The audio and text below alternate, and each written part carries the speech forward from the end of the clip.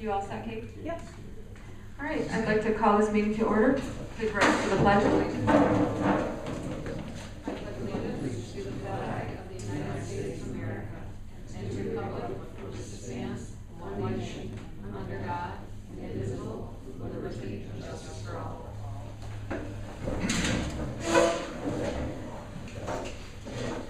Okay. You ready? So we'll start with you, yeah. I've got some folders here. Is this on? Okay. The board had previously, we had a conversation about the process for a search for a new superintendent, and subsequently you had met and appointed me to work with you on a superintendent search. And the point of time is here to start nailing down some of the details. What does this look like? What does your time frame look like? And what are the steps that you'd like to have?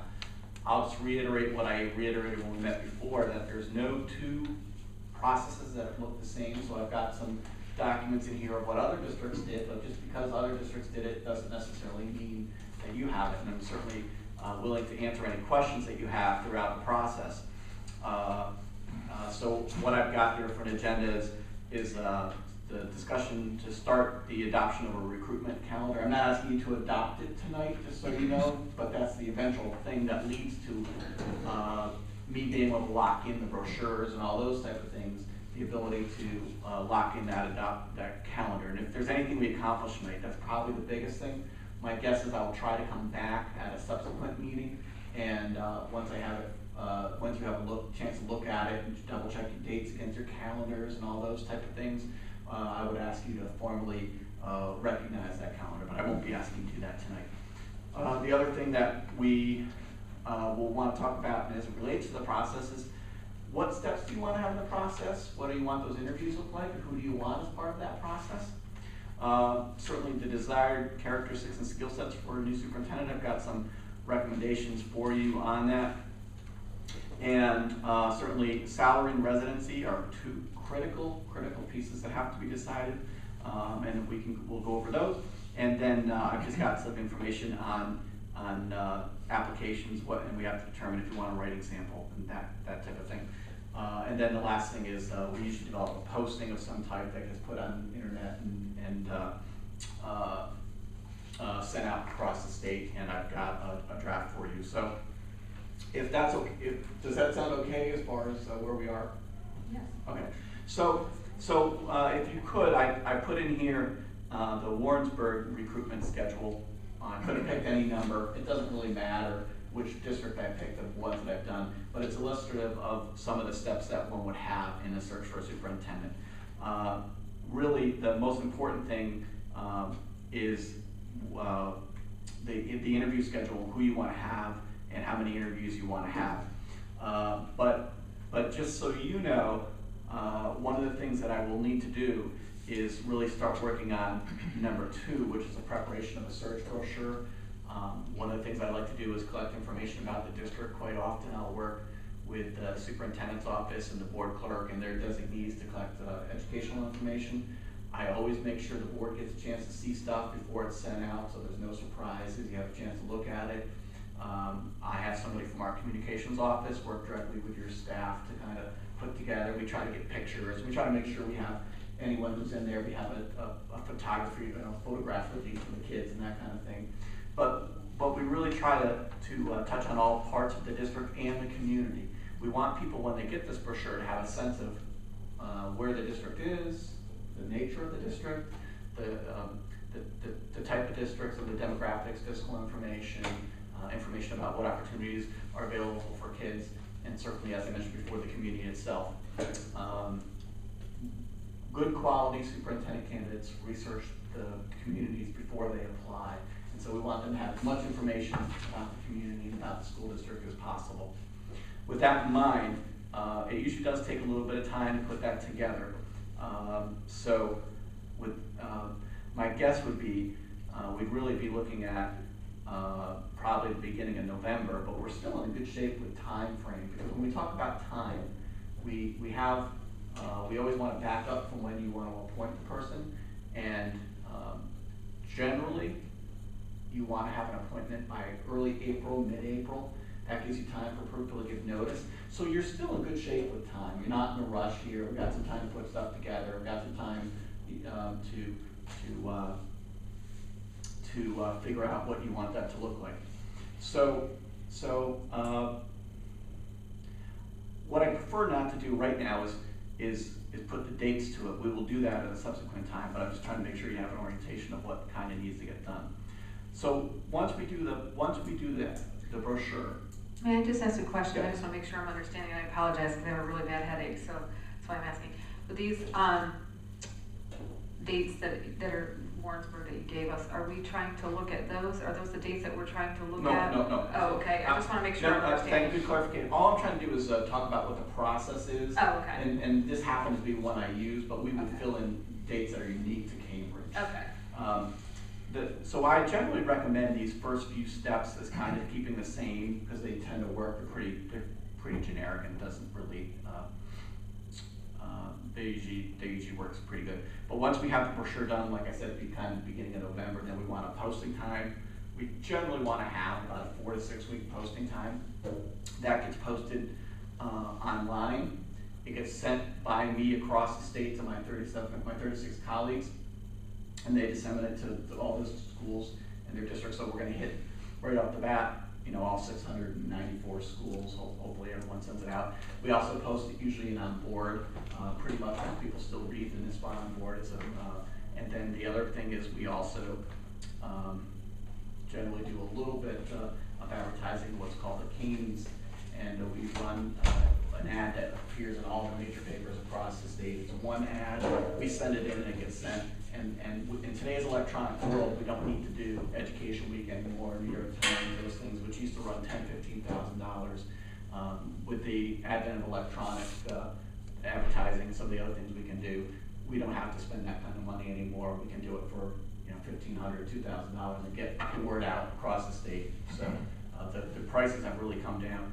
And in the brochure itself, we do electronically, and so we only print a handful of those. We always like to have the board members to have copies of the brochure. We'd like to have some in the district office, and then we like when people serve on the committee, we like to have some for them just so they know what's been sent. So years ago, we print 500, 600 of those.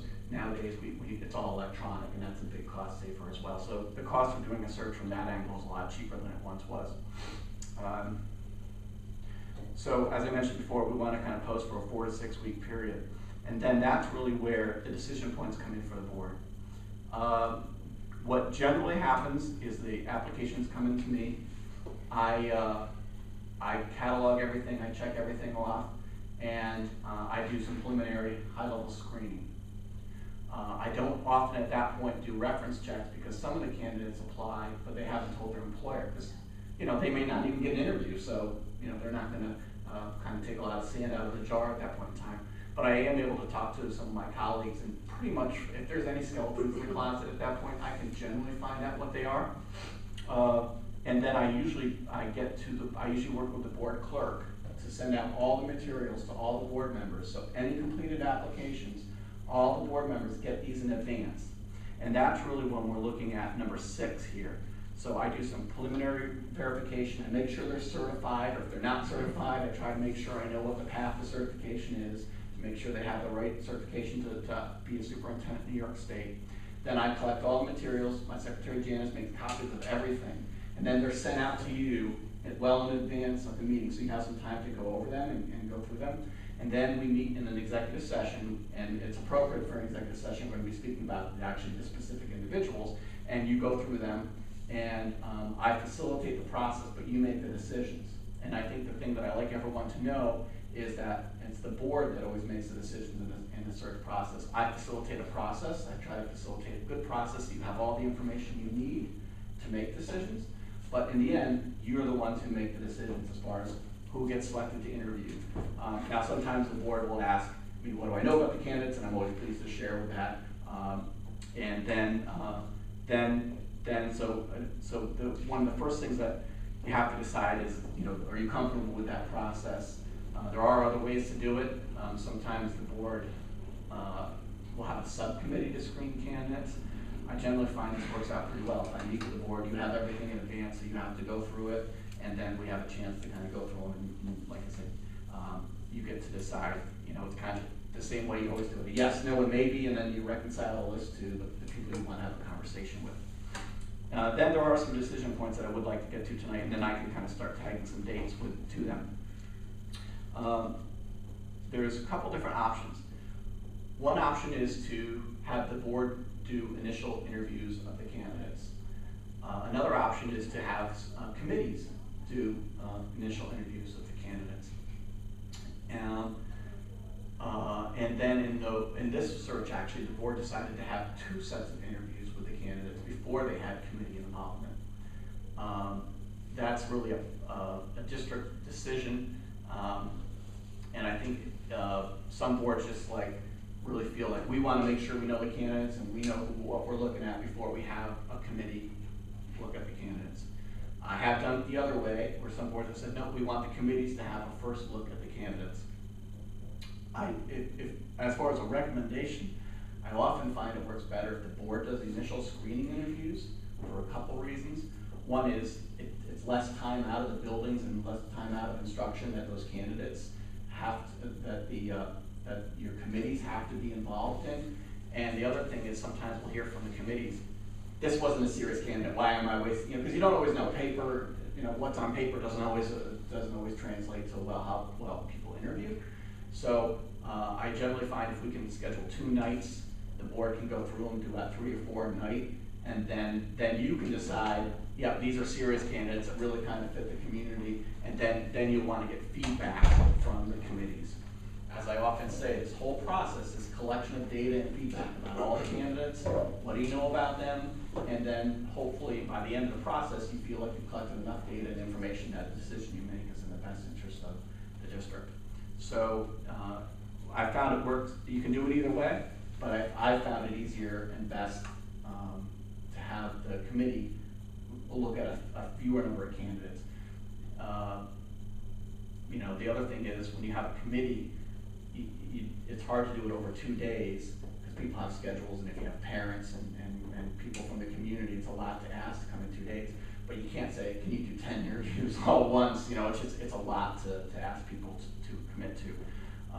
I find that if you make the process meaningful and you actually ask people to give you verbal and written reports and actually come and meet with the board and discuss the candidates, they'd rather have fewer interviews but more discussion on those candidates and higher level discussion that they feel very valued. I found that every single time in the process that if they really feel that they have an opportunity to discuss their thoughts with the board, then they feel pretty valued. And so I think that's worked out pretty well in most of the searches, if not all the searches I've done. So I want to ask you to make that decision right now, but I just want to get to tonight, how do you want to handle that? And then the question is, do you want to have 2 interviews before you do a committee? If you want to have a committee, that is. And would you want to have a committee screen candidates first? Then there is the idea of having an advisory committee or committees. Many boards want to have perspectives from the staff, from parents, from community members, administrators, and people who are going to be working with this individual on the candidate. I think from my perspective, I've found that to be useful.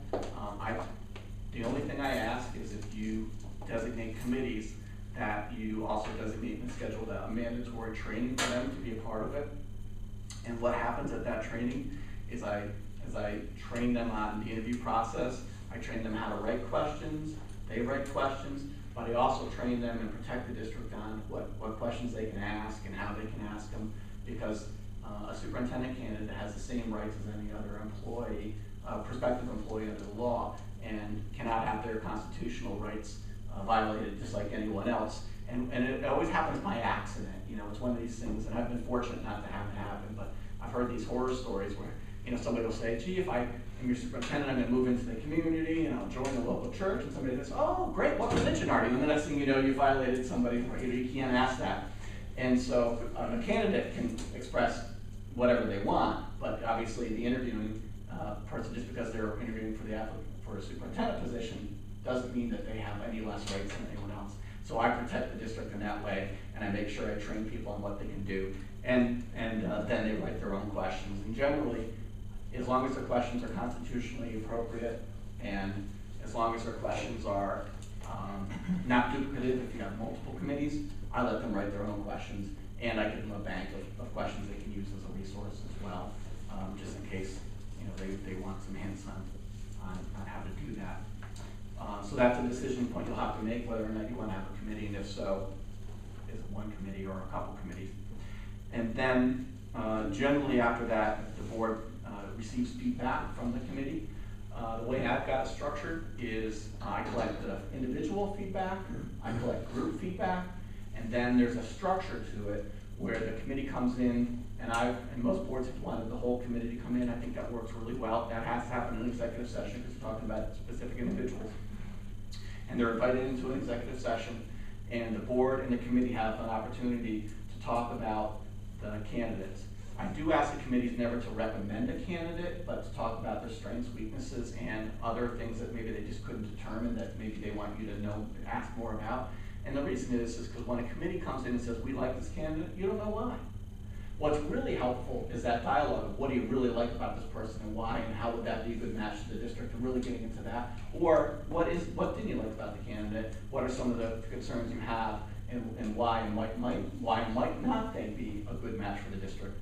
That at least gives you good evidence and data to make decisions on. When somebody comes and just says, I like this candidate, you don't know what that means, and so to the degree that you can get, good information, the better.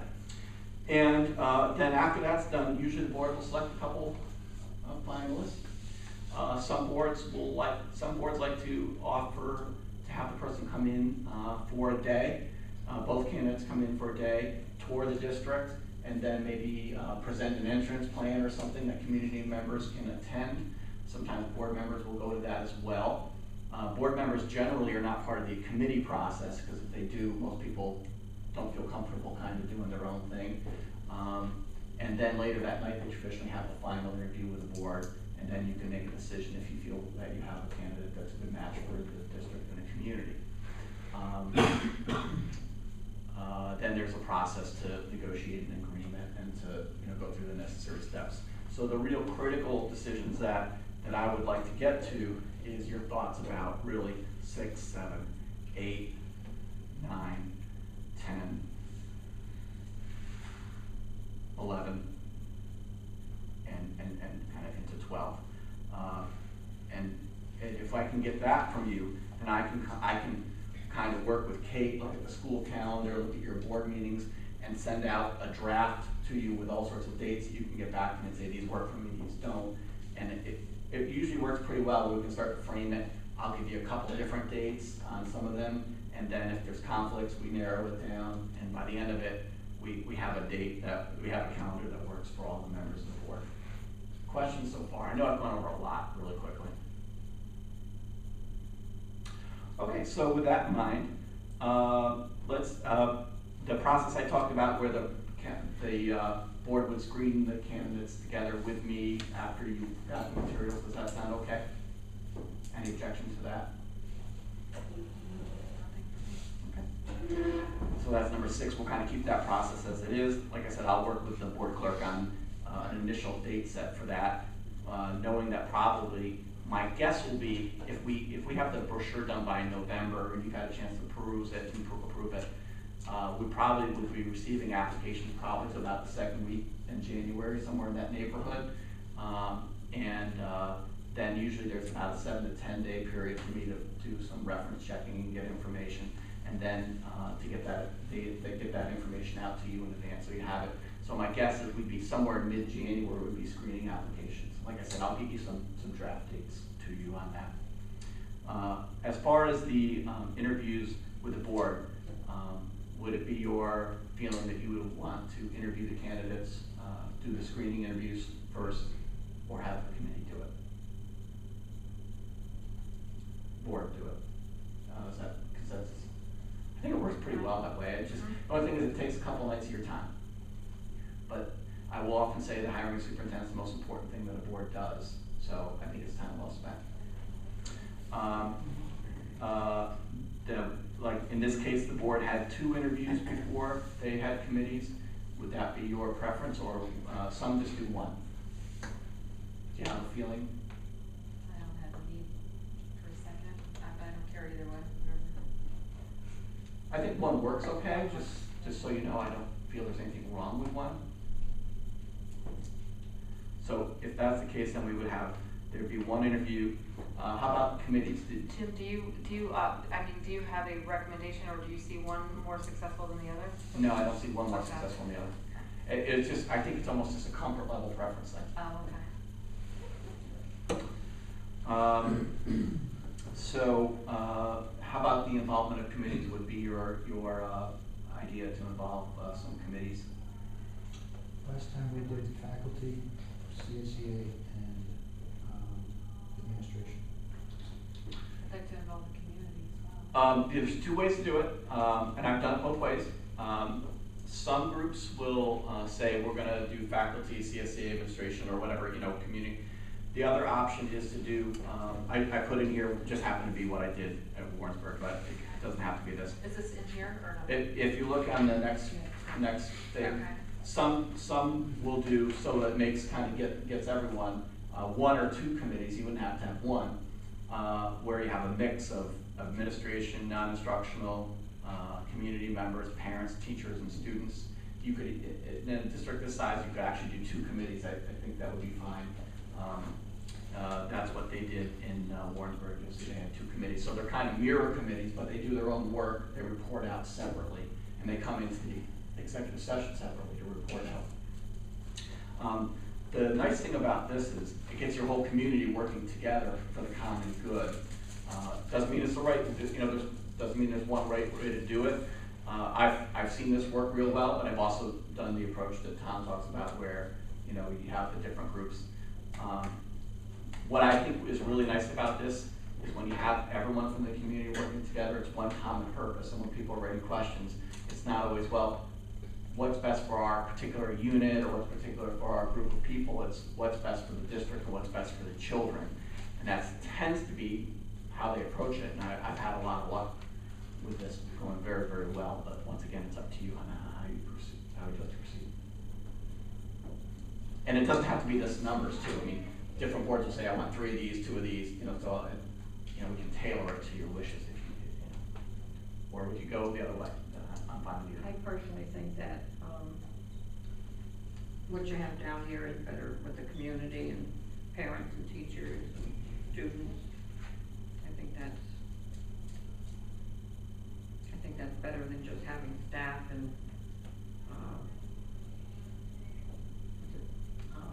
That's staff, really. The 3 units are all staff.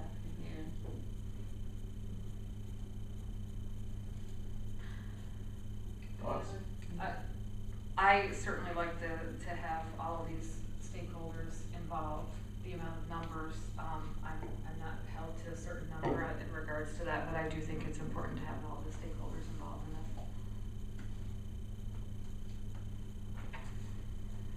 Any other thoughts or? So when you're talking, you said 2 committees, do they typically have 2 committees that are the same structure as what you have in front of us? You wouldn't have to, but that's generally the way it works. It leads to a sense of equity for the stakeholders. They seem to be satisfied. So like couple administrators like that, or? Yeah, I mean, you may not have, I don't know exactly how many administrative staff you have, so maybe this is a good number, maybe it's not, but, right. but having a cross-section of everyone seems to work pretty well, and what people generally want is equity. Right. We want to have a stake in the questioning, a stake in the process, and we want to be able to give feedback on that. And my experience has been, so long as they feel that they've been treated equitably and given a process to represent who they want on the committee, that people are pretty satisfied. So each group, if we were to take this exact plan, each group would have 12 committee members on it? If you want with this plan, that's how it works. And just so people may ask, how do people get selected? I often work with the clerk on that. I have a draft letter that goes out, which basically says to people, the board is going to use this process, and then usually the clerk will send it to the Teachers Association, to the PTA or the Booster Club or whoever your parents are, And then you say to the associations, you tell us who you want to have on the committee, which makes it real simple. And then for the community, the parents, and if you get more people than you can have, you just put the names in a hat and you try to, so that there's no favoritism And or then whatever. you would do that if that was the case? Yeah. We've drawn lots before. In some cases, to be honest with you, it's hard to always find, particularly community members, so sometimes you have to get out there and see if you can get people. But I think the nice thing about the community members is that they also have a stake in who this person is, who the superintendent is obviously an important decision for the community, not just for the school children and for the staff. And that's why I think it's nice to have those folks there, as just representing people who may have had children in the school, don't anymore, just people who don't have children in the school, or a parent and a community member could be the same as well. There's no reason that can't be. Yeah, I like this structure. Any thoughts or consensus or not so much? Or? I like the structure and I like the idea of 2 committees. Paul, Tom, any questions or thoughts?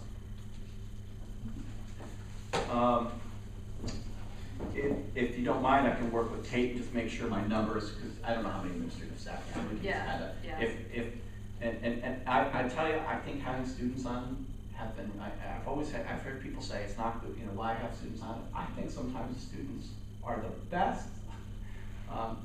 If you get the right kids, and usually you have to work with your high school principal to make sure you get a kid that, who's gonna feel comfortable doing it. But I find sometimes the students really are very intuitive and they're very blatantly honest.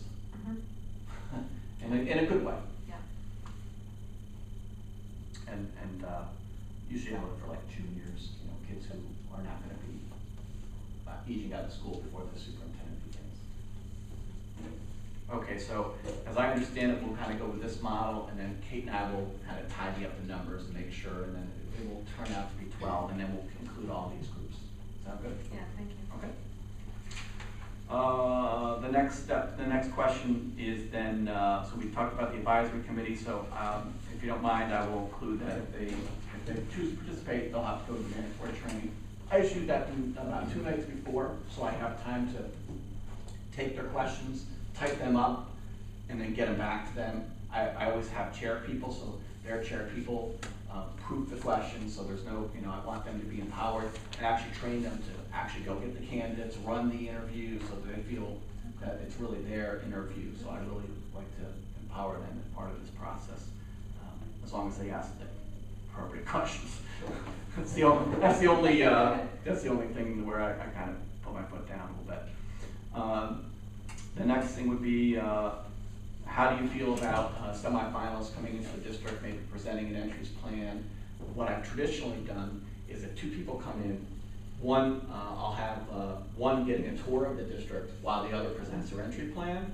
And then we invite anyone in the community who wishes to be a part of that, whether it's parents or staff or community members or taxpayers. We open it up to anyone who wants to come, and they do a presentation saying, here's what I plan, this is what it would look like my first year here, or my first 6 months, or however they couch it.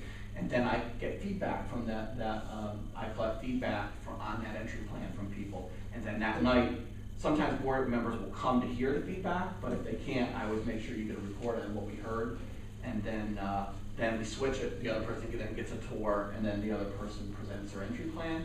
And then they have a couple hours off, and then they come and you grill them for how your final plan. I like that because it gives everyone in the community an opportunity to be a part of the process and see who these people are. And generally what I do is I work with the board prior to that, and we formally announce the candidates by press release. There's a couple of reasons I do that. One is we want to keep the community informed of what's going on. But the other part is, if I've missed a skeleton, I guarantee you once it hits the paper, it will come out if I've missed something. So it also protects the district. So it's an extra protection I've got built into the system. Okay, and then I have in here, sometimes I just leave it in here, number 13. Sometimes boards will want to go visit a school district of a finalist. Very few times have they chosen to do that, but I have had, I think, 2 boards who said, I just want to confirm that what we think is right. But obviously, if you go to a district, your chances are you're going to be speaking to people that person wants you to talk to. But some boards have said, we just feel better if we see, we get a chance to do that. So what I always do is I leave it here. It's an option. If you want to do it, you can do it. If you don't want to do it, most don't. That's fine. But at least you know if it's something for some reason you want to do it, it can be arranged. And then there's an opportunity to select the superintendent, negotiate the contract. Just so you know, the public knows, I usually work with the board in the contract, what I call contract parameters. Often I'll start at what your current superintendent has, but I go through all of the things that sometimes you might be asked for in a contract. And I work together with you and the school attorney. The school attorney puts the language together, because language is the legal part, but what's in the contract is a policy level discussion of what you want for salary and benefits and all those type of things.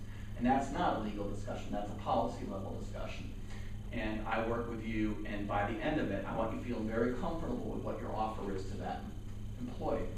I also like to forewarn you that it's not unusual that you're going to have a counteroffer of some type. It's a negotiation like anything, and you have an attorney who represents you in negotiations, and it's not unlikely that the superintendent candidate you have will be represented by an attorney. Generally, it's the general counsel for the New York State Council of School Superintendents. They do that for free for superintendents.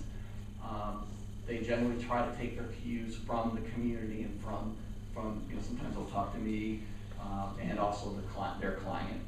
But usually the counteroffers are not ridiculous. But if you offer 10 vacation days, they might ask for 12.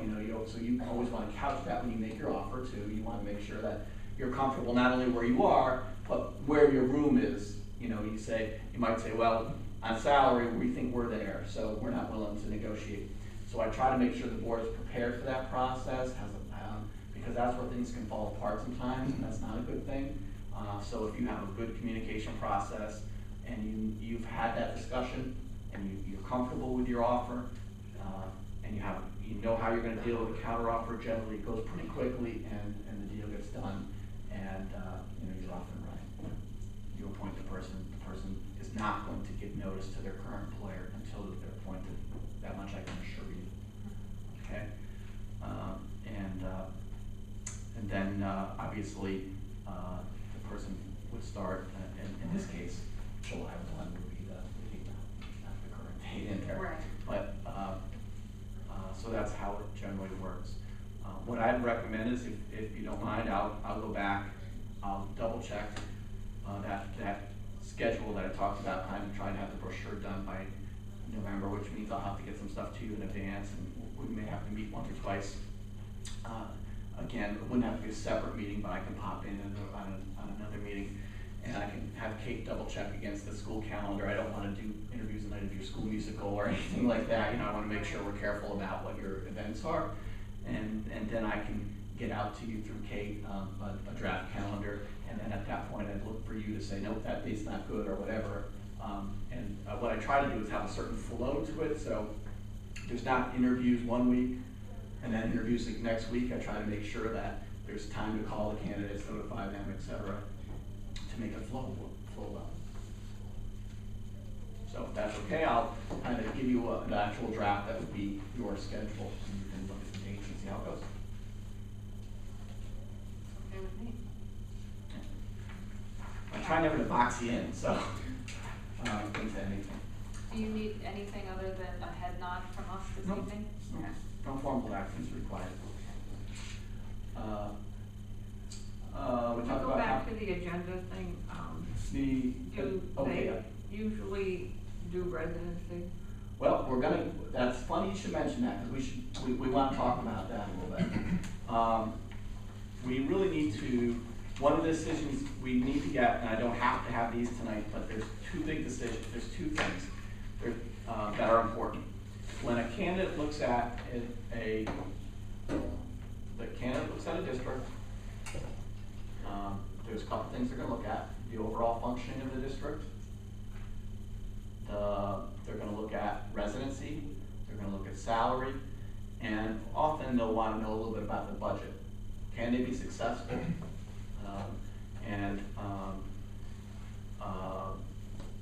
The general rule about residency is I say, it will limit your candidate pool, but if it's something you feel strongly about, then put it in there. If you don't feel strongly about it, then don't put it in there, but don't talk about it afterwards, because I've heard of situations where they said, well, we didn't put it in, but we really want the person to live in the district. It sends a mixed message, and I will get a lot of calls saying, what's the residency piece? And I'm gonna tell them whatever you told me to tell them. And if you say, well, we don't want residency, we're not gonna require residency, then that's what I'm gonna tell them, and that's gonna be their expectation. If you say you're gonna require residency, that's fine, but then some people aren't gonna want to. It's not good practice to say we're gonna require residency, and then a month later, well, we didn't really mean that, and then you've missed some good candidates. There's pluses and minuses with residency. The board has a legal right, if they so choose, to put in a contract to require the superintendent to have their full-time residence within the boundary of the district. It's done within the scope of the contract. The general nature is, for the most part, you give people a year, because they have to sometimes sell their house and they may have to move their kids, and that's usually a negotiable date to some degree, but the general rule is it's a year. And the other bit, and obviously it's not a good market for people to be selling their houses, that's for sure. Depends on where they live. And they have to find a house and close on it and all that kind of thing. And then the general rule is, if you require residency, boards will usually pay a one-time portion of the moving expenses. It's usually not a lot of money, but you're requiring the person to move here. Most of the time I see things like not to exceed $5,000 payable upon receipts turned into the district. Those are things that help a candidate to say, yeah, I'm going to get some help in moving expenses, so I'm happy to move. I'll move to the community. The pluses are certainly that you have sometimes people want to feel that the superintendent, who tends to be the highest paid person of the district, is invested in the community, owns a home, paying taxes in the community. If they have children, they may be sending their children to the district. On the other hand, if you don't have residency, you might get some high quality people who live in other communities not nearby, and they might say, hey, it's not a bad commute for me. I'm happy to apply because I know I can be there. People will ask me, do you think there's a difference between community involvement for somebody who has residency in the district and somebody who does not? And I really think that's up to the person and what the board's expectations are for the superintendent. I've heard stories that, the person lives in the district, we never see the person, and the person who doesn't live in the district's at everything, and the opposite. It's just a value judgment that you have to put on that contractual clause. More and more districts are not requiring residency, but some do, and they feel passionately about it, and if that's what you feel, then that's what you should do. I can't be a lot more helpful than that, unfortunately, because it's really your value judgment, your community's value judgment. And when would you like us to have that to you? I don't know if people have. Well, we can have a discussion about it. If you're there tonight, that's fine. If not, we can revisit it. Well, I think we're here to have a discussion in regards to this, so I would certainly open that up if people want to have a conversation. It's an important piece. It is a very important piece. Anyone have any thoughts on that? It's not necessary. Paul? Any thought on that? Still thinking. Brian? Well, I'm torn, because we would get more candidates if we didn't have residency. And I don't know a lot of people in the area, that would be residents here, that would even qualify for this. I'm sure there are some, but I don't know. Well, but you could say as part of the contract, if you are successful, you'll be required to relocate to Maine. If that's what you want to do. My input is that I would not want to limit our candidacy pool.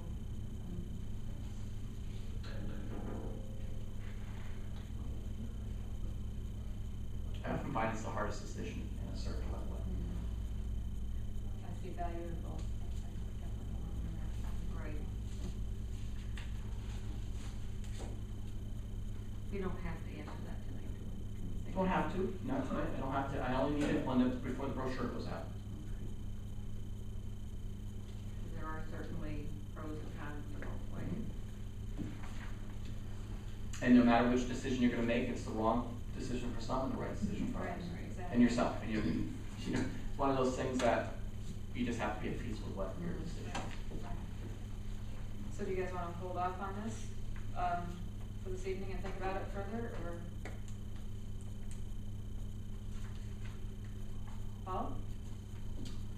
Paul? Not sure. Well, why don't we give you some time to think about it? I don't wanna force you or box you into a decision, there's no reason it has to happen tonight. Okay. But that's something we have to come back to, and, like I said, whatever decision you do make, I ask you to stick to it, because it does make a difference for the candidates, particularly if you say we require residency, and then people say, I'm not gonna apply, and then you don't even know what candidates you never got. Right. So if that's your value, that's fine, just, you know, you guys stick to it. The next thing is salary. This is always a tough decision too. It's one of the things that people look for. If people said, is salary the only thing that matters? I would say absolutely not. If you ask me if the salary matter, I would say yes. I sound an awful lot like a politician tonight, and I do apologize a little bit, but these are all really true. I always say pay as much as you can, but no more than your community would tolerate. Downstate, the salaries are excessive. I mean, they really are right now. They're very, very high. You do not have to match downstate salaries. That's not the goal. But you also want to have a sense that if you had some good quality principals or an assistant superintendent, that they would feel that they would be getting, you know, a bump up in making that transition. As I've indicated before, the pool for superintendents right now is not very deep because of the Regents reform agenda and the financial times. A lot of people are just saying right now, I'm going to sit on the sidelines, wait a couple of years, and decide. It's not uncommon that you'll get, it used to be even a few years ago, I was getting 20 to 30 applications for some positions. Now, 6 to 10, and of that, there's 3 or 4 viable candidates. Some of them are people who apply for every position, who when we meet in executive session, I'll tell you why they apply for every position. I don't want to paint with too broad of a brush, but there are some people who have some histories that you'll need to be aware of. Jim, do you have an idea of range in this area, or acceptable range? That's a great question. If you said, do I have to pay what we're paying the current superintendent, I'd probably say no. But I would say, should you be far from that? I would say no either. I think it's good to have a range, but it's also important for the board to have a comfort level with what that range means. In other words, if you said $10 to $20, you know, what does it take to get to the $20? What does it take to get to the $15? And what does it take to get to the $10? Often, if you have a salary level that's competitive, you want to think, okay, if we attract a principal who's never been a superintendent, you know, will they come here and what will they come here for? I will say that generally most of the new superintendents, depending on where they're falling, some of the new ones that I just did were about 125, and that was a little bit north of here. And they have no experience.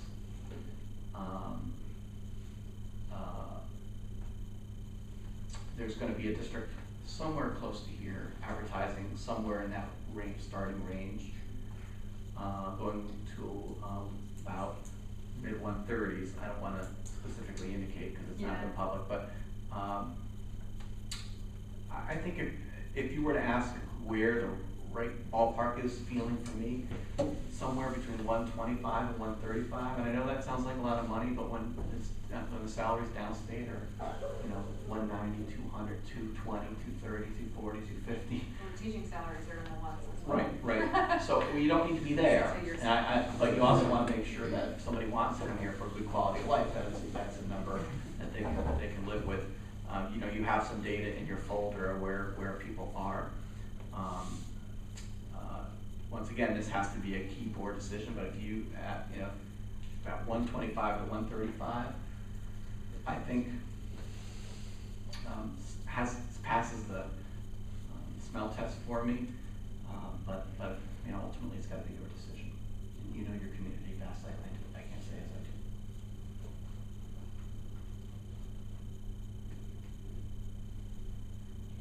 Shall we have a discussion on that? This is also not for an easy discussion for boards. It's just not just like residency. You know. It is difficult. This is a public forum. This is where we need to have the discussion. Anyone have any comments on the first one? Well, we had a corollary discussion to this that we kind of, I'm not sure if we resolved it or not, and that was the whole question of Salem. We talked about possibly sharing a superintendent at Salem, I think we made our opinions clear, and then, you know, I don't believe that they were interested, if I remember correctly. Do you? Do you know for sure? Well, they've not made a public statement on that. Yeah. And that was also Okay. a while ago. Yeah, it's been a while. And their superintendent has another job, so they aren't looking for a superintendent. Do you know, did they put an interim in? Have they started the process Yeah, yet? I met with them and they brought an interim in. Yeah. I'm scheduled to meet with them, I don't think we have exactly mid-October, I think, to kind of start their To process. start their process. I am, just so you know, I am working on, and it wouldn't prevent you from doing both at the same time. I am working on, there's another district that has some questions about it. So there's a superintendent, retired superintendent who was the interim for 2 districts up north. Her name is Beverly Oderkirk. She's a retired superintendent, a district superintendent, and she was a superintendent for many years as well. And she's willing to come to the area to have a question and answer session with boards. I'm trying to secure a date for that. I expect to be probably 3 or 4 boards that might have some interest in meeting with her and asking her questions. And she doesn't have a dog in the race. She's just trying to help people understand if it's the right thing for them. So if the thing right now is she's being considered for some interim work, and once I can get a date from her, I'll be sending something out to the boards that have the vacancies to see if you want to attend a conversation with her. And that, I think, will probably at least give you some information, not that's something you want to do, but that'll probably be close to mid-October. So it wouldn't prevent you from starting down this path, getting your ducks in a row. You still haven't posted the position. If for some reason you change your mind or want to go down the path, you know, no harm, no foul. And I would invite, you know, those other districts as well. Piggybacking on what Paul was saying, there was also a demonstrated interest, or interest in discussion, I should say interest, per se, with Greenwich as well. I believe Greenwich, Salem, I can't remember, but there was someone, I know it Well, the paper had my indicated there was understanding- interest in Greenwich. I mean, Well, my they were interested in understanding having a is there's discussion. interest in having discussion. Having a discussion, I Yeah. will say, but they've also chosen that they're gonna move ahead. Okay, I wasn't sure, because I Yeah. hadn't heard anything on that. But that does not mean that they would not engage in the discussion. Right. They would be similar to you, where if that's what they wanted to do, they have the ability to change course if Right. they want. And I'm not advocating either way, I just think that was brought out for a discussion point as well. But one district did ask me if I wouldn't mind putting something together, and so I am working on that. And I spoke to the person this morning. She could give me a definitive date, that hopefully the next few days I will get something. And when I do, I'll be emailing it out, and then people can send representatives to that. Okay. So I think to answer your question, Paul, I think all of the above is still okay right now, from my perspective at least. I was actually kind of hoping to either say it's on the table or get it off the table, so it doesn't confuse matters. Yeah, hopefully this would maybe this would be something that could help you make that decision. In regards to this meeting that you're setting up? Yes. Yeah. Because, Okay.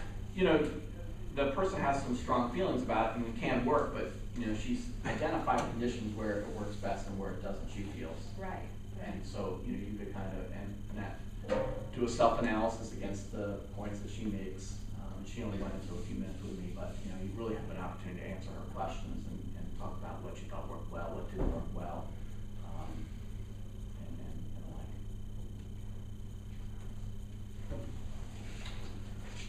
the like. Okay, salary range. Oh, yeah, Back to that's that where fun we are. discussion. Any thoughts on that? That's not what it was 5 years ago. It hasn't changed. Is that what it was? And I found that over the last couple of years, they haven't grown as much as they had previously. Between 2005, 2009, the ranges really grew, but they've kind of been staying a little bit more stagnant. They haven't been growing as much. But those other questions, you know, they do ask a lot of questions about the district, and you know, to the degree that those questions can be answered successfully does help with the search. And you're talking about salary ranges from 125 to 135. Does that include all the benefits that they would be No. getting? No. This is- You still have to pay teacher retirement system Right. on that, you still have to pay whatever portion of healthcare that you choose to put in your opening offer. Those are the things that we kind of talk about, what do you want for healthcare, percentage premium, what plan, all of that. But those are decisions you have to make a little bit farther into the process. What's the typical benefit package that we could, a cost in regards to that, just to kind of give a rough idea? Well, you're gonna pay about 16.5%, at least currently, on TRS. Depending on the health insurance plan that the person chooses, it's gonna be similar to your other employees. A lot of folks will have eliminated the matrix plan. I'm assuming, I don't even know what you've done for your employees, but generally for the superintendents, they don't have the opportunity to pick up the matrix plan, new superintendents. And somewhere usually between 15 and 20% contribution of the superintendent. Depends on where your other collective bargaining agreements are, what your goals are, where you want to get to. We'll have those discussions. Those two are the biggest. And then, you know, vacation and sick leave and that kind of thing are also things. But the two biggest costs are, which are actually fairly comparable in cost, are the teacher's retirement, which, you know, you have to pay for all your employees and that, and we're certified, and also healthcare. Well, looking at the salary range, the upper part of the salary range is about 3,800, give or take a few change from where the current salary is for the superintendent at the upper range, in my recollection. Anyone have any thoughts? The TRS and health benefits, is that something we keep paying after the superintendent leaves, or do we just pay that? You don't PTRS when they leave, that's only for active, so, you do not pay that, you pay that into the system, then when a person retires or leaves to another district, you're not responsible for those costs. As far as healthcare, depends on what you have negotiated. Right. Often the person will have, they'll pay the percentage of the individual that they were paying. If, sometimes the contracts will allow spouse, but the spouse will be like 50% of the difference, you know, that kind of thing. Yeah, I think our current superintendent has both spouse and himself for retirement Yeah. in the contract. Yeah, every district's a little bit different. But generally, like all retirees, usually there's a cost there. I will say though, once somebody hits the Medicare eligible number, that number drops, is because Medicare becomes eligible, but there's still a cost to that, of course. And that's part of the negotiation, if I'm understanding, Correct. and the development of he or she's contract. Correct, all of those things are gone over with the board, not only health insurance, but what they would have eligible for retirement. All of that is included in this, it's a very simple document as far as the structure. And it's, what is the topic, and what is your position on it? And it's just bullet points, but you know exactly where you are, and have all those discussions on those things before you make an offer.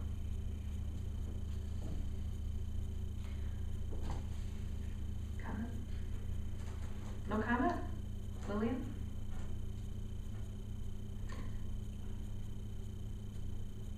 Do you want to pencil in the 125, 135, give people a chance to kind of think about it? You don't have to, there's no action required tonight anyways, and you can kind of. I would presume that the 125 would be for someone who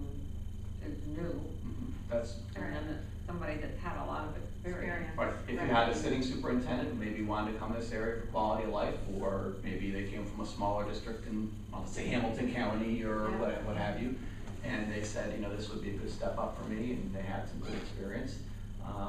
The only thing I always recommend is, and the attorney who does the negotiation for the council likes the small change because it's actually easier for her to negotiate. It's very, some districts have Yeah. $20,000, Yeah. what does that really mean? Because, what's the value? This is pretty simple. If they have a lot of good experience and lots to offer, the only thing I say is if they have the experiences that you were looking for and they really have experiences, be prepared to pay the higher number. Right. But if they don't, then you shouldn't feel the need to pay the higher number. And if they come into the middle, let's say they've been an assistant superintendent somewhere, or they have a number of experiences that make them a little bit more attractive than the average starter candidate, then try to find somewhere in the middle. But the $10,000 range works pretty well because it slots them right in, and less angst for the board and for the candidate.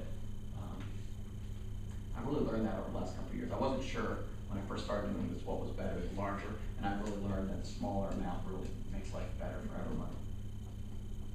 You said a couple times the pool's shallow. And Yes. I guess we're gonna be competing with a number of other districts. Who are we gonna be competing with for the best candidates? Right now, I'm finishing up 2, so I'm gonna pull those out of there. Meeting with the Waterford Half Moon Board tomorrow. Salem, They're at 152 currently. yeah, and I don't know where they'll be, Right. tomorrow. Do you have, is that in here? Listed Yes. here? Salem, yourself, and Greenwich. Which is comparable to us. Yeah. Okay.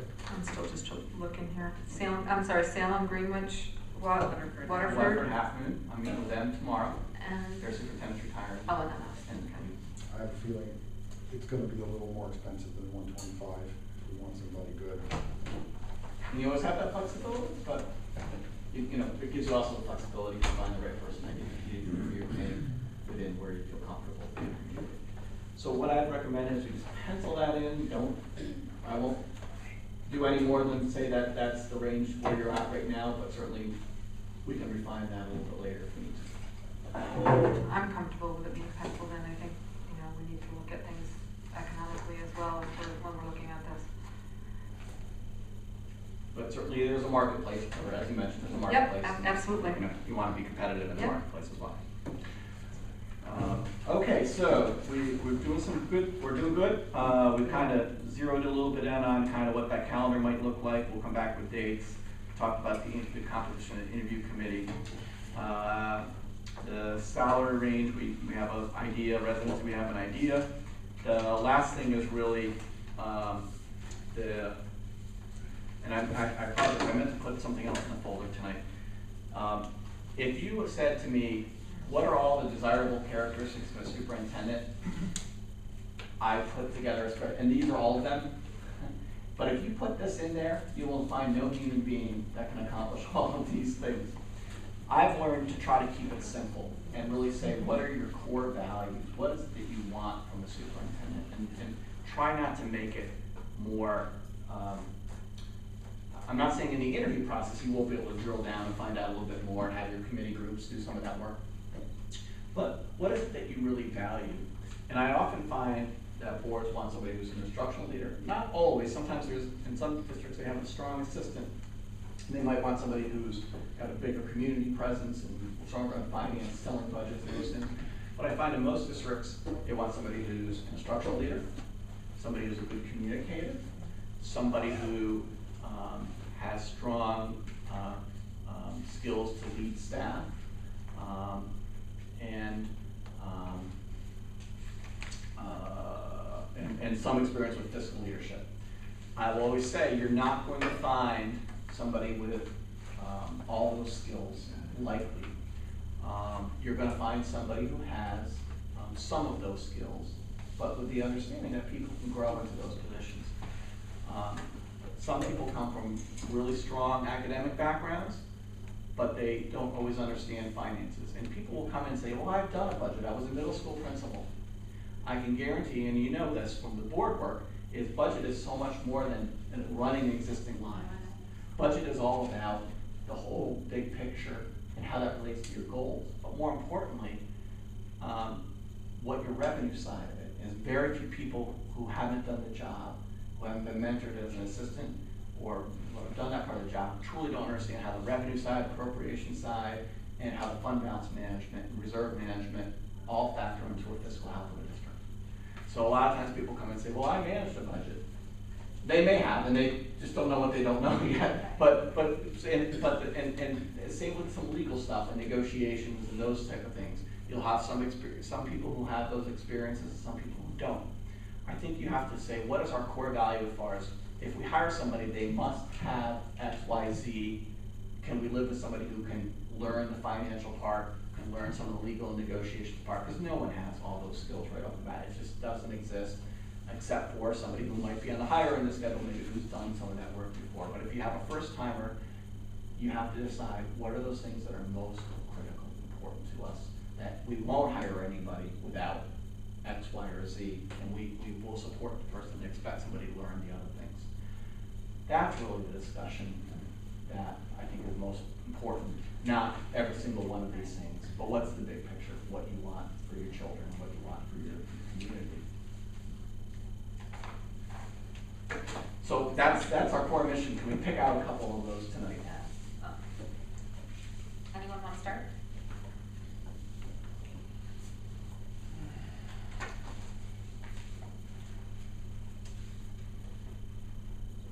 I'd rather not spitball this, I'd rather have some time to reflect. And that's fine too. Okay. I think you gave this to us as well. I think so. Yeah. And we can keep this broad. These are just all indicators, but you know, you could say academic leadership, or is our top priority. We want somebody who's good at communicating, and so why don't you give it some thought? I'll pop back in and we'll try to narrow this down. I'm certainly ready to have the discussion, so I'd like to make sure that everyone has an opportunity to discuss. Because you did, and I appreciate it, thank you. You did give us this packet quite a while back, actually, when we first started this journey. And I would like to see instructional leadership, as you were saying, is a core value, certainly if they have a background in finance. Effective communication. And you're just looking for overall. Overall. Community relations, PR. Human resource experience would be really helpful as well. Now, when you say HR experience, to what level, or, you know, I know you just brainstorming, but there's obviously, you know, when you get to HR, it actually gets pretty specific. It does, yeah. You want somebody who can rifle off the No, FMLA expectations and the Affordable Care Act implications, or are you looking for somebody who has good understanding of good hiring processes and those type of things? The latter. I would love it if we could find somebody that has experience.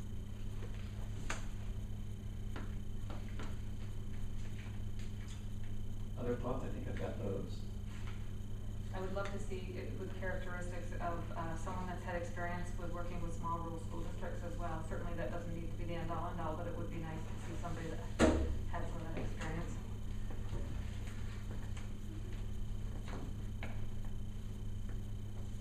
Or a variety of experience. Anyone else? So why don't I frame those out, and I'll bring it back to people to reflect on and see if they Thank want to you. change them. And you say, well, what difference does this make? Where the differences that what I would ask you to do is when you start working with me to write questions, and I'll work with you on that, is what we want to do is target some of the questions based, and the amount of questions kind of based on what the priorities are. So if these are the priorities you have, we may not ask a lot of questions on tell us about the Taylor laws, implications, and negotiations. You know what I mean? Yeah. So it's not exactly it's not an exact pathway to the questions, but it helps you prioritize the questions based on what you think is most important. That's really what it does. I don't want to make more of it than it is, though. So the next thing I've got is the application review, and it should put in, put that in. I apologize. It's my fault. I should have double checked it. I provided you with the application before. The questions I always ask is, do you want to have a writing sample? Do we want to have a what? A writing sample of the candidates. I have found the writing samples to be quite valuable for a couple reasons. One is your staff often like to see, and the board, how they write, because it's a window of what kind of writing that you will see as far as their communication skills out to yourself, out to the community. Just it gives a window, and you would say, I'm sure you're saying right here, well, they're superintendent candidates. I can't believe that every single one of them wouldn't come in stellar and be really well developed, well written. And I can assure you that some of them will be. Is this like a random sample, or is it something they submit? They submit it with their application. How do we know they wrote it? Well, they have to attest to it legally. They won't make that mistake. If you do, I just think I've never had a character issue like that. I mean, they have to legally attest that that's their work. So you actually see samples that are Terrible. really? Oh, yeah. And that's, when I said before, it's a collection of data and evidence so you can make the decisions. It's one more piece of data, and it's also a window into the person's thinking. And that would also allow for, you just said more though, but a specific question that they would be writing about, so it'd be more information on more detail. Yeah, usually there's one or two questions. It can be any number of topics. Sometimes, to me, it doesn't really matter what the topic is, because you're gonna get some of them at the interview anyways. It's the quality of what you see and to the how they process information, how they represent it. I find it to be fascinating because I've even had the same interview questions on some, and people have submitted the same stinky resume, same stinky writing sample for multiple districts, which is, I just find that to be a fascinating piece of data. Like when you go back and like edit it and make it better, you would think that they'd all be high quality, and I find the staff really likes those because they're educators and they really like to see, can this person, what is their written communication skills? Now, I'm not saying that's the only thing in the job, there's a lot more to the job, but you do have to have quality written and verbal communication skills to do this job. Well, I certainly would like to see that. I think it's important that we have high expectations. So why don't, next time I come back, we'll kind of zero in on those questions. The application itself, I know we had a chance to look at it. Was there any concerns or anything that you wanted different on the application? Pretty standard, has the kind of information you need with all the right protections for the district. So we'll kind of zero in next time I come back on getting to what those writing samples might look like. Tim, do you have any examples that might be helpful to help us Yeah. come up with questions that typically are asked? Yeah, I'll bring some. Okay, great. Yeah, I've got those. The one thing I always say is, and I made this mistake, my first couple times out, I'm like, let's really focus in on what those writing samples are, and I really learned that it's not so much what the question is. I'm not saying we should have a discussion, but it's really having them there. That's the important piece in my opinion. And as a candidate, I remember really spending a lot of time on those samples, and maybe that's why I got some jobs that are I don't know. But it is amazing what you'll see. I just gotta tell you. The last thing is I usually try to put a posting like this. I probably don't have to get your approval. I just like to kind of say this is the type of thing I normally like to post in On Board magazine. It basically, when I do the statewide ad, I cut it down a little bit more than I paid per word. Basically, just talks a little bit about the district. I just like you read through it, make sure it feels right to you, that there's nothing else that you want me to add or subtract as far as particularly the nature of the district. Cambridge is a rural district, a single building. Yeah. Okay. It's a big building. Yes, and K through 6 to arrange on a 3-year professional contract. Pretty These are standard. pretty standard. Mhm. I just like to see them. So from my perspective, the contract parameters I just always mentioned, we'll do that at a much later time, but we will do it much, I always like to have those done long before, and those are the contract parameters are what is your opening offer, basically, what gets turned into the contract. My goal always is to have those discussions with the board, to have the contract drawn up, and for the board to actually see the draft contract before it's offered to a person. Going back to what I said before, you're likely gonna have some counter offers on some things, but I want you know, I never want somebody coming in and voting on something like that without really having a good understanding of what that document is. So I think as far as this process, I think I've gotten what I need to do. Thank you very much. Thank you, John. So I just have Fire away. a question. Are you going to be reaching out to us to give us the date of the next meeting? That was the one question I have on the I other. thought I'd try to, if I could, try to work at a meeting that you're already here, because I think since we've done a lot of it, I can zero some of these in for Good. 10 to 15 minutes and we can get right to them. Okay. And just a comment in regards to scheduling with all of us in regards to meetings. I don't know if you're familiar with go-to meetings. It's I know we had mentioned this to Kate before. I think it's free actually. I'm not 100% sure what I think it is.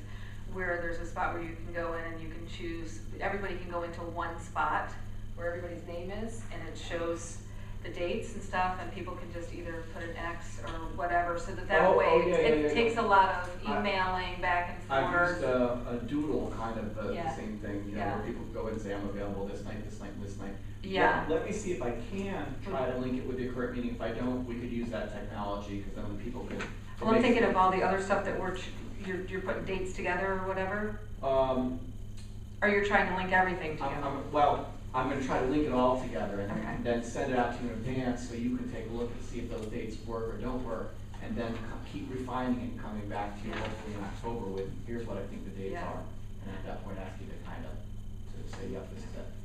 Okay, that's what I was thinking with the go-to, just to expedite things, that's all. Well, I'll take a look at it. Yeah. I would suggest the contrary. We have a process that works, it's effective, and I think adding in additional technology at this point may actually hinder the process. And I disagree, I think that's part of the process. Sometimes we've had to reschedule meetings or reschedule them due to the fact of different emailing back and forth, or people have different things that have come up or not, or, you know, also what I've seen with that and why the go-to meeting, I'm not sure if you're familiar with it, but it really, it gives a whole branch of things rather than 1 or 2 dates. So it really helps people that they might not be thinking of a date, when they see that other people are available, oh yeah, I could do that date as well. So it just opens up, I think it will expedite and open up things a little bit more so that everyone's on the same page. It's not changing procedures, it's setting up a nice way of being able to just go into one area and check off what you're available and everybody can see it. Well, what I'll do is, let me work with Kate to see if we Thank can you. put something together, we'll figure out. Thank you. Thank you very much. Okay, anything else? No, I think that you're aware of the situation of the board at this point. So I appreciate being able to reach out in regards to that as well. I see that you have sent guidance to the entire board as to what needs to happen. Did you want to speak to us at all about that before you go? Well, just, there was a resignation of board member, and I sent the same letter that I sent to all boards. In fact, I had 2 resignations today, well, another district too, but, that occurred last night. The board has really 2 options. Sometimes people say we can leave the seat vacant, but that's really not the case for a central school district this far from the election. Your first option is you could appoint, and if you appoint somebody, the person is, the board has to have developed some type of process. The board has the ability to define that process. I put some guidance in the memo basically saying if you're going to do so, I think it's always good to have an open process of some type that everyone knows what's going on, maybe advertise it, do interviews, you know, some kind of logical process that makes sense. Reasonable standard type of thing.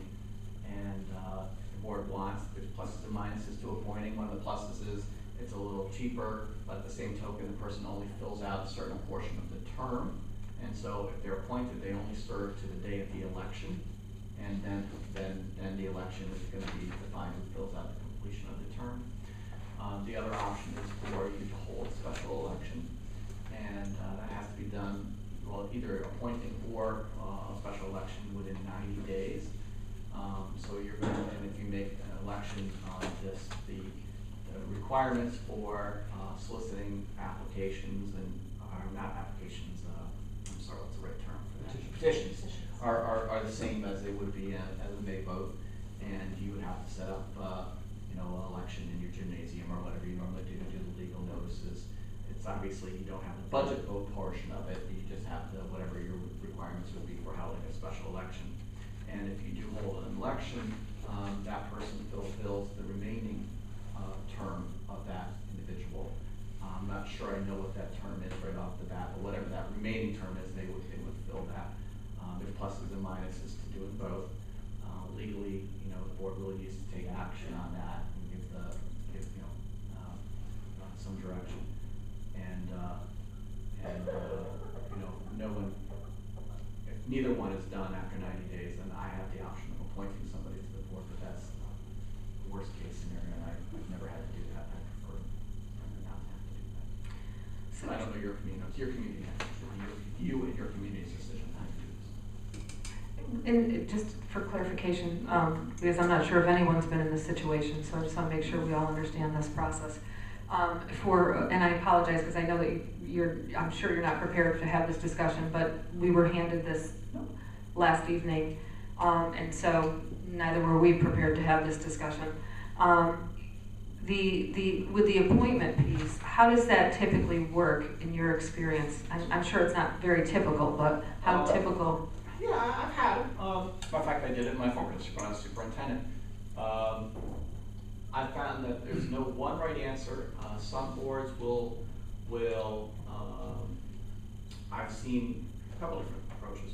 If they've had a big election, one option is to bring back the people who put their names in the previous board vote and were not successful.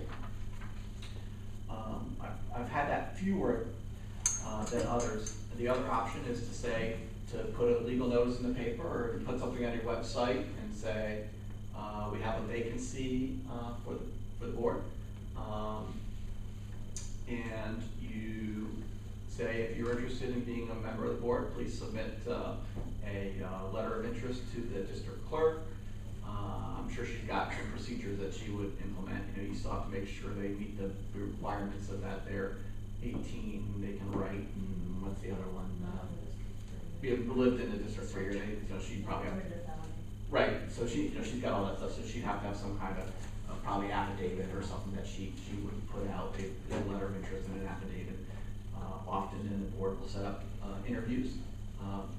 The interviews generally happen in a public session, although I feel in this, I don't play attorney, but I believe you could have the discussion of who fits the spot in an executive session. But the generally done in a public session, and the board asks all the candidates the same questions, and you decide who you want to have on and what date you want them to start. And you actually appoint that person, if I remember correctly, because they have to be some mechanism to legally. Yeah, we have to vote on it, correct? Right, because you have to have a mechanism to get them onto the board. Normally, board members aren't appointed, or you don't take their resignations, but this would be different because how else would they get onto the board, of course, if they weren't actually appointed. So you would actually take action on that. They would fill out that term. They'd have the same rights and responsibilities and as any other board member for the remainder of that term, but with the understanding that once you hit May 20th or whatever the date is, I can't remember that third Tuesday, that person actually, if they don't run that night, or if they're not the highest vote getter, they actually leave the board that night, and the new board member is elected that night and given the oath usually at the next board meeting. So, like I said, if you do the election, then that person fills out the remainder. And if this board member who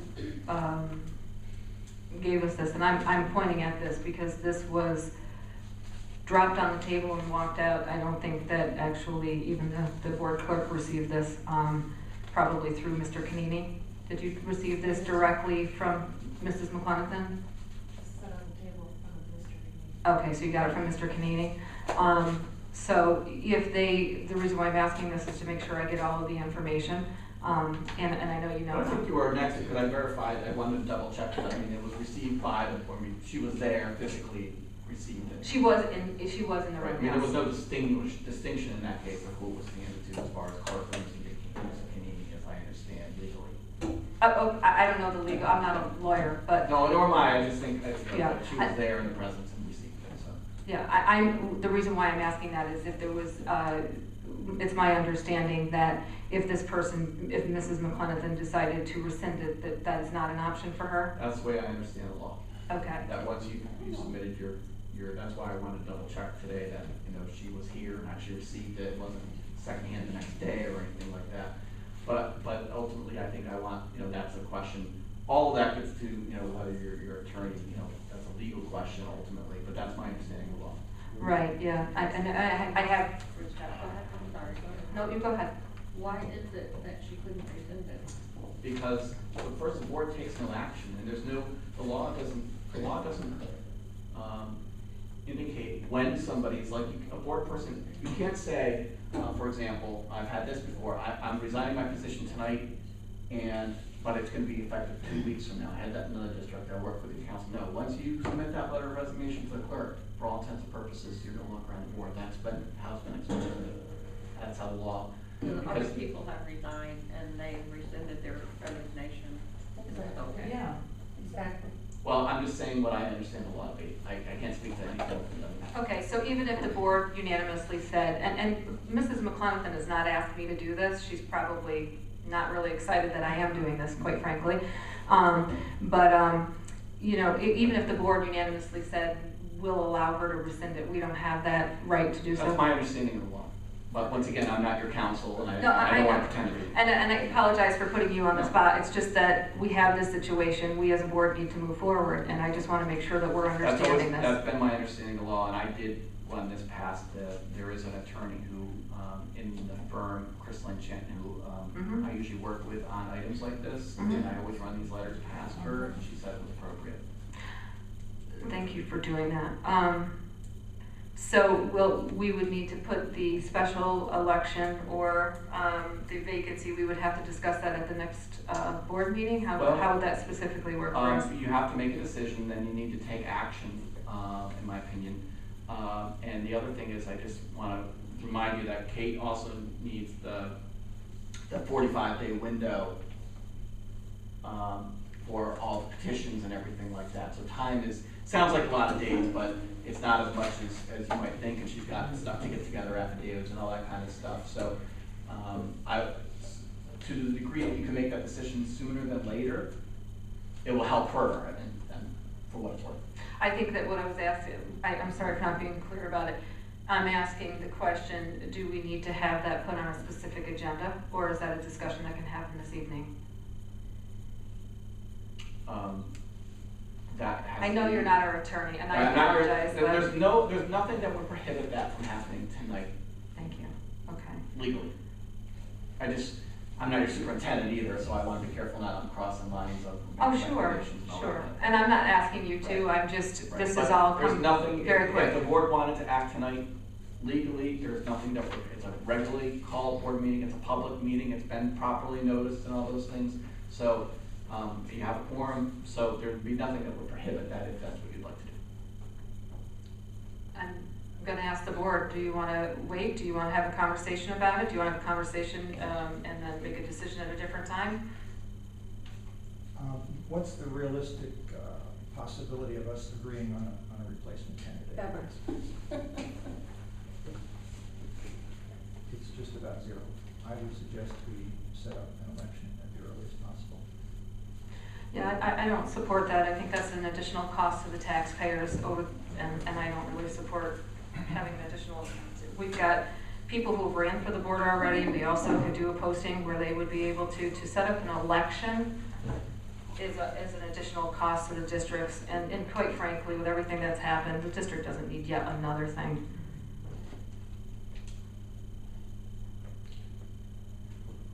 I'm having a really hard time with, she couldn't rescind this if she wanted to because there have been other people in the district that have resigned and rescinded that, and it was okay.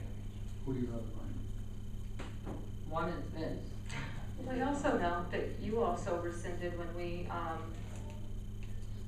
appointed you as or elected you, I guess, as the vice president of the board. I know that you had tendered you were tendered your resignation.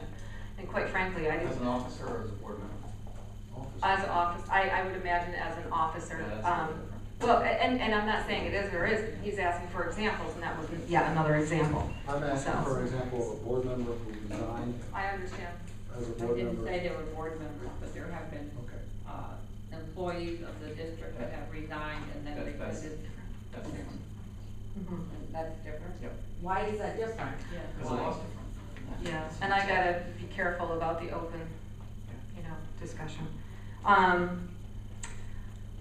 All right, well, so, other comments in regards to this?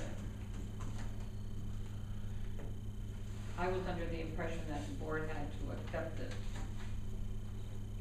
I'm not sure what I can and can't say from my conversation with the school attorney, so I'm not really sure what to do about that. So perhaps maybe I can also call our attorney did say that he would be available by phone. Should we wish, we could go into executive session for consultation with the attorney. I will tell you that I did have a discussion with the attorney today, as well as with Mr. Dexter. I'm sorry, Doctor, Mr., okay. I've never had interest. I'm sorry, just didn't want to tell you wrong. Am I allowed to? I don't know if I'm allowed to say. Very similar to what Mr. Dexter has stated, however, You're allowed to talk about your conversation, it's not executive, it's not. okay. As long as it's not obviously personnel related, but sure, that's fine. Okay. Very similar to what Mr. Dexter was just saying, I definitely think that at the time of the phone call, it wasn't as concrete as you cannot do this. But definitely it was down the same lines as what Mr. Dexter is saying to us this evening. So I can, if you would wish, or if the board would wish, I can certainly reach out to our attorney again and ask him. That's under the assumption that Peggy would want to come back here to be on the board again. And I do have the resignation that was submitted, and I will read that because it was provided to me to read that, so that it's official. But if you'd like more time to consult with the attorney, we can do that as well. But you're basically saying that the attorney said the same thing, that there's no way that she would rescind. I basically got the understanding that even if she wants to, she can't. That was the understanding that I received.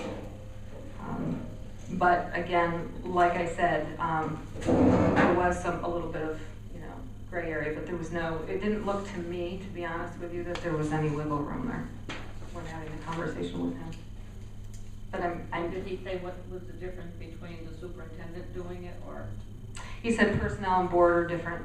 I don't remember his verbatim words, but I know employees, I should say, and board they're different. They work under different sets of laws. Right. Yeah.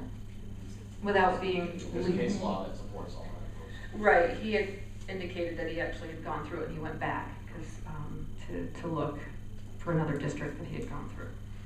So. I guess we don't have much choice in doing it. Well, we have choices in regards, no, we don't in regards to Mrs. McClenathan, but we certainly do have choices in regards to what we're gonna do. And again, I think that regardless of anything, that we owe it to the district to keep the district in mind. And we have two options here that I think are very viable options. The election is costly. We have had an election, so there is a candidate that did not win. And that's a possible, according to this, viable option. We have the possible viable option to post it on the website and get candidates. And I would hope that we, regardless of how we feel about one another or not, we would be able to do the best that we can to do what we need to do for our kids. So I would have no problem with that process either. So I think we need to choose a process. We're here, we've been elected to choose something. Let's do what we've been elected to do. What about getting the candidate that was already voted on? He came in second. Could we take him? Is that an option? That is an option according to what was just identified to us. Without going through another election? Yes. Obviously, it would be an option if that person was interested. I wouldn't know. So that would be an option, the website would be another option. I'm saying website because I jotted down, but you guys all know what I'm Website talking about, right? distribution. Yeah. So, I think that, we have a job to do, let's do it. Let's have discussion. I'll repeat what I said, there's no way we will agree on a candidate. I think we have to be realistic. We know how we interact. It's not working. It never will. And we don't need any lectures or any more explanation than that. We should turn it back to the community and have an election. Otherwise we will be arguing about, we will be discussing candidates from now until May, before we come up with them. Or the other option is that we can just let Jim pick on it. After waiting 90 days. But that is an option, right? Legally, I've never had But to you don't do it really before. want to do Yeah, I really feel like It's that's not so inappropriate. ideal. I mean, It's not ideal. And I'm not convinced that we would not be able to, except for the fact that, I gotta tell you that I'm certainly not looking at it that way. I'm looking at it that we need somebody to be on the board to do what we need to do for children.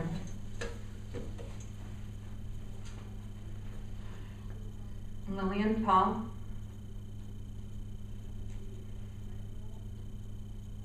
I think it would be a better thing if we could just do it amongst ourselves, but I agree. because the election does cost, I'm thinking over $1,000 to have Do you have the cost, do you have any idea about the roundabout cost, Kate, in regards to the election? It's about 1,000. Is it? I thought it was a little bit more than that. a lot of money because poor people can't sit and discuss things. Well, I have no problem discussing. I'm here to discuss. I know. You're saying you want to make a decision tonight? I'm saying we need to discuss it. I'd like to have a discussion about the discussion at least.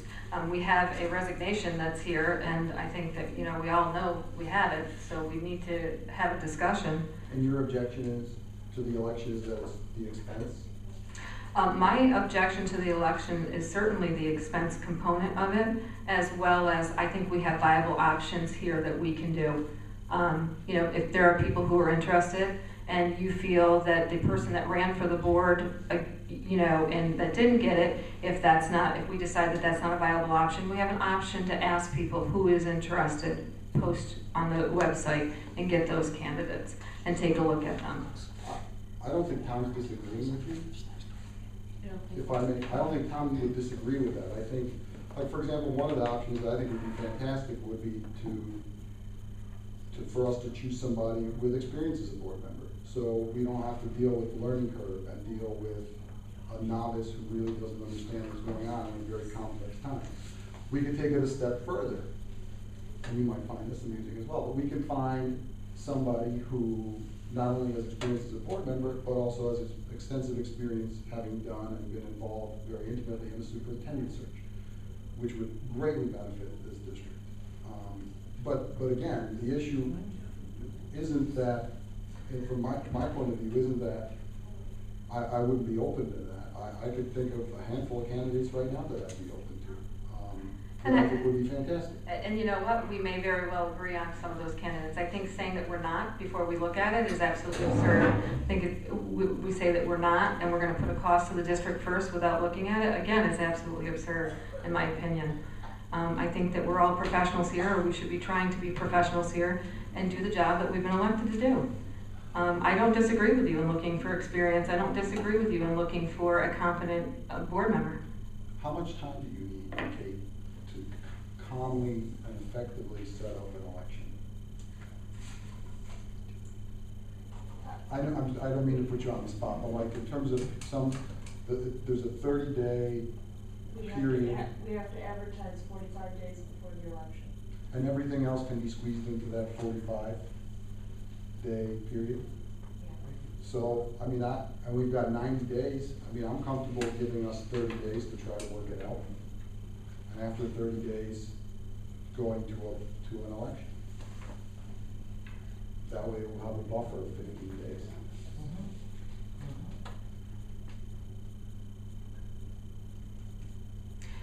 I'm not comfortable making long-term decisions. I'm comfortable in having the discussion that we have in front of us right at the moment, which is, you know, and I don't know, and please cut me off if I'm wrong on this, but we just had an election and there was another candidate. And again, I don't even know if this is a viable option, to be quite honest with you, because I don't even know if the person would be of interest. Terry, that person's not gonna be elected by this board, so that's a discussion that we shouldn't be wasting Really? time on. Yes, really. Okay, could you help us understand that? Paul, would you vote for Sean?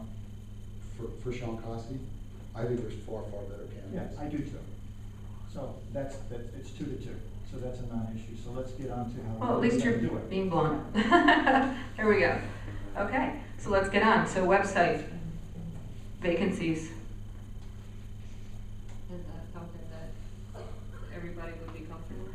I'm comfortable with that, but I'm not comfortable with saying if that doesn't work, then we're gonna go here. You know, because I don't wanna waste people's time. And what I mean by that is, let's put an honest effort out there to have people apply and go on the website and do what they wanna do to run. And let's give a real honest effort. If we're not gonna do that, let's just be honest, just like Tom just was in regards to the first one, and say, look, it doesn't matter, that's not gonna happen, I'm not gonna agree. I mean, I think that's the point that we need to get at right now is, are we gonna give it a good faith effort? No. I think the point that, Tom is making is that no matter who we decide, if it's somebody we like, they would probably vote no for. And that. I don't know, basically is that your what you- point? It's not a plan, it's probably realistic. does Paul, you anybody feel the have- same way? Well, I think you're only telling half the story. I think No, I just asked a question, I didn't tell any story. Well, you're asking me a question is if I agree with Tom that any candidate you put up would, I would disagree with. I don't know if that's true or not. I don't know have no put idea. up. However, I Won't be think putting anyone up. the full opinion Tom's presenting is that I don't know if any candidate that I would present, you would vote in favor. I thought they were a good- Are we presenting? I mean, that's what I'm saying. If I just say, hey, well, how about this so-and-so? You know what I mean? Let's say they apply, I think they're great. I just. You mean having a discussion, because to be honest with you, I wouldn't present anyone. In my opinion, I think people should apply, and we should have a discussion about who applies. And that's what I hope we would do. Yeah. Okay. Am I saying, am I not understanding you? I mean, if I'm not, For let the me know. purpose of clarifying where Tom's coming from, you've already presented an individual. No, I was going through I did 1, 2, 3 of what Jim just said to us. The first one was, with the election, the other candidate that may not have. So that was number 1, so I read that one. Tom made it clear that that wasn't happening. He asked you how you felt. He didn't ask Lillian how she felt. 2, the website. That was the next thing that I wrote down from what Mr. Dexter had stated. So that's where I'm just going down the list, quite frankly, of what he said.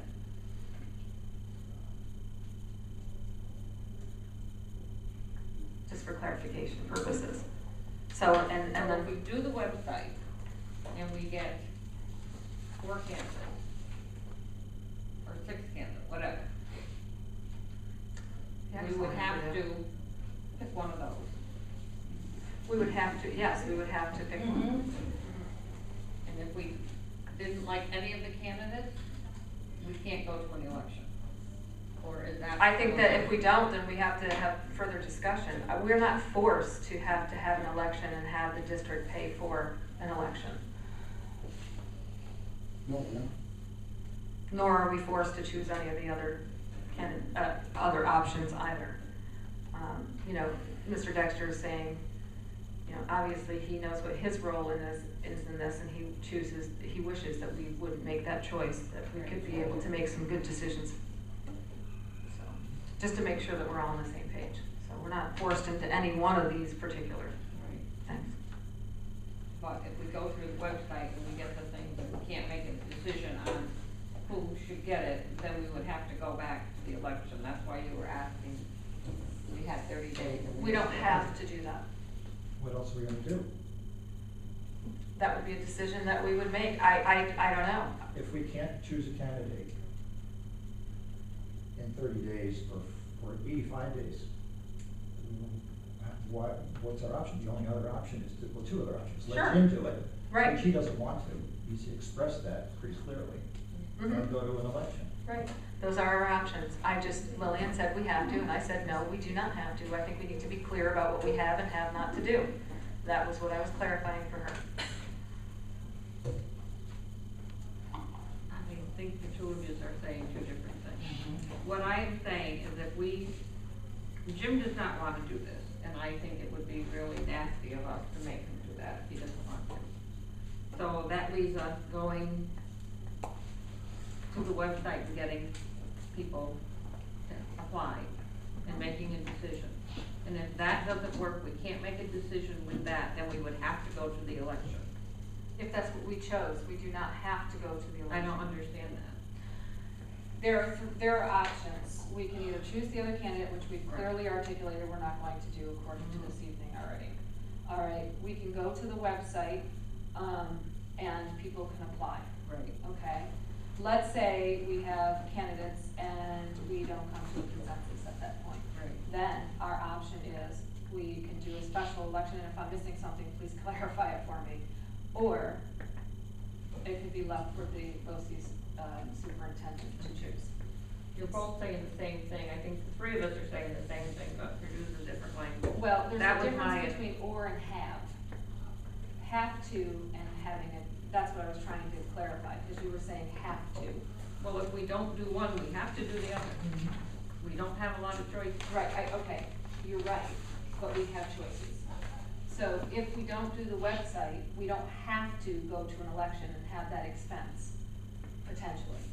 It could be Right. the district BOCES superintendent. And I'm not saying yay or nay or whatever for anything, I'm just clarifying that we're all on the same page. All right. I would prefer that we do the website. I think that would be the best way to go for now.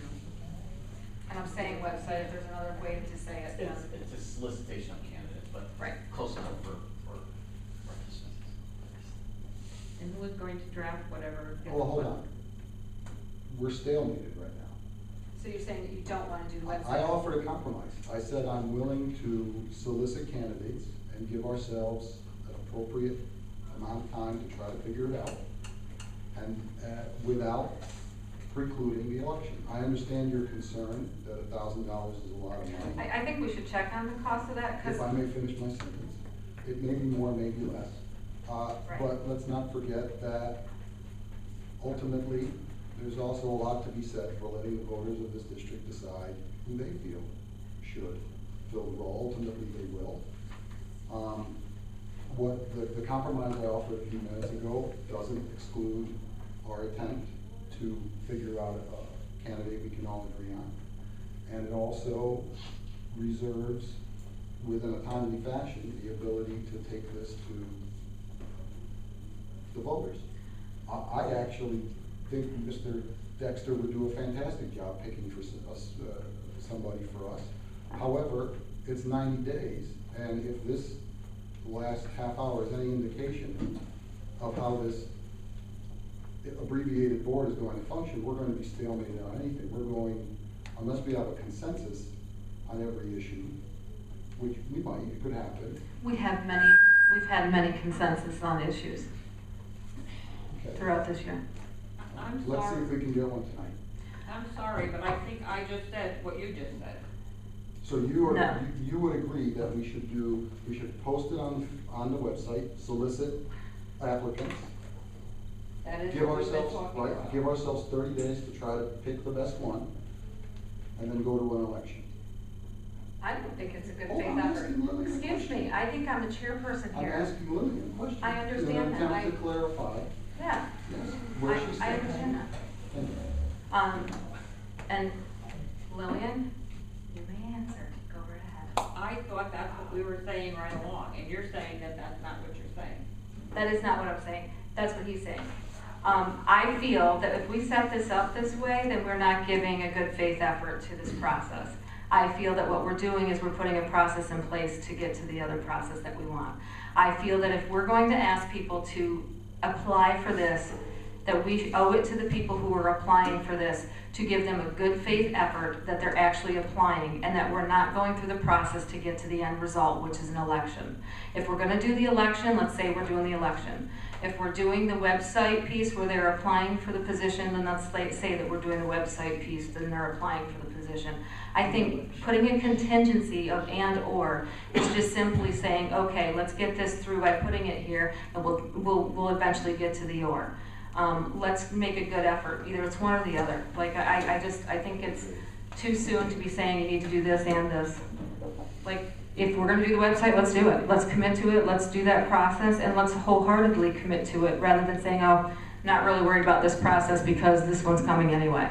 That's, So to me, is, you are willing to just go with an election? I didn't say I was willing to go to election. I said I was willing to go for the vacancy first.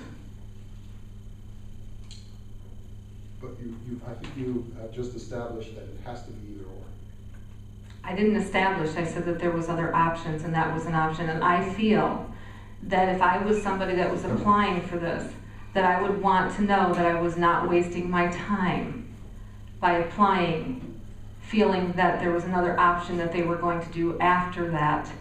I would want to know that there was a commitment from the board before I applied. All right. Well, Lily and I apparently agree with a 30-day solicitation and discussion and then an election. I don't know if Tom hasn't. I don't know, why don't Lillian say what she agrees to or doesn't agree to? Okay. I think what he is saying is that we can go to the website, and if that doesn't work, we'll have an election. What you're saying is if we agree to do the appointment, then that's what we should do.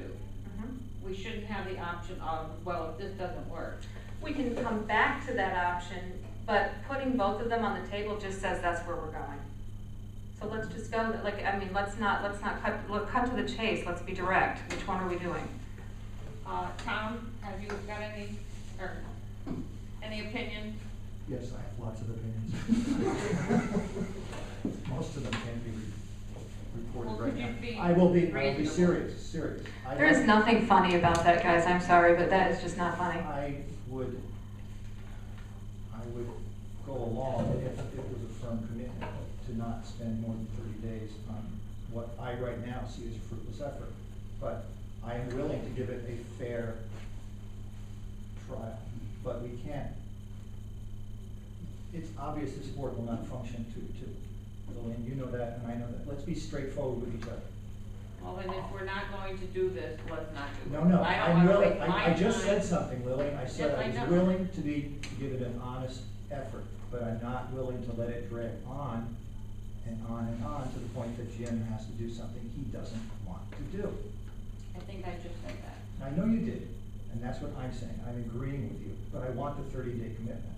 I don't want it to be wishy-washy, I want it to be, yes, we'll go, we'll solicit for a week or 2 or 3, we will analyze, we will interview, and we will pick or not pick. 30 days are up, we can't agree, we scheduled an election. I'm happy with that. But it's gotta be a firm commitment. It's not gonna drag on for the entire semester, discussions and ifs and that's. And what do you feel about that, Carrie? What do you feel about that? I'm all about firm commitment. I think that we have a firm commitment of one process or the other, as I just said, and once we've gone through that process, hopefully we'll be able to agree. If not, then at that time, then we look at the next option. And there's 2 options after that, which is the election or Mr. Dexter. I think, the firm commitment is let's get it up, let's get it on the website, let's get the vacancy, and let's see what we have. And that's where we should be focusing our energy, not on focusing on, well, let's get the election started as well, because otherwise we're just bypassing. So to answer your question very concretely, I think that what I will support this evening is that we approve the, well, actually I would support 2 different things. One, we listen to the voters who voted as well and take the other candidate who ran, or the website vacancy. That's what I would agree to this evening. I'm not agreeing to anything, the special election or anything like that. Are you agreeing to the 30 days? No, I'm not even sure I would understand what he was talking about with the 30 days, to be honest with you. Because if we go to 30 days, we can't go past that and still have enough time to do an election. is that correct? Because she has to have so much time to post it and, So you're not attaching the special election, you're just saying, let's have the vacancy decision made within 30 days. No, and if we don't, we go to an election. Yes, he is attaching the election to that. I just want to make sure we all understand what we're all saying. I'm not. I'm just saying, I don't think that that's a good faith effort, attaching two things together. That's just saying, let's just get to it. So I'm certainly committed to doing the website. You're